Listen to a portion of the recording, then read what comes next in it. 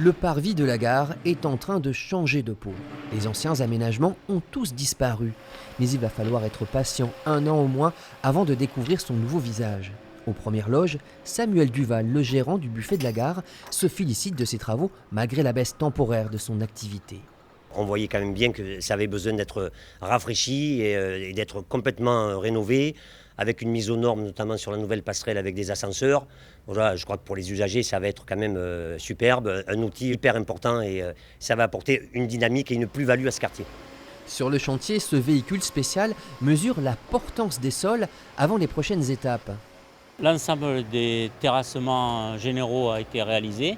Et là, pendant 5 semaines, il y a les travaux sur l'ensemble des réseaux secs et humides, de façon à pouvoir après construire les chaussées et les dallages qui supporteront le parvis, les voies bus, les voies minutes. La grande nouveauté du futur aménagement, c'est la disparition des parkings. Désormais, c'est à droite de la gare que les voitures pourront stationner. Le parvis, lui, sera plus largement ouvert aux piétons, garni de nombreux arbres, avec une envie. Essayer de faire en sorte que les gens aiment le train, aiment le vélo. La prochaine étape importante de ces travaux, ce sera en décembre, avec la destruction de la vieille passerelle.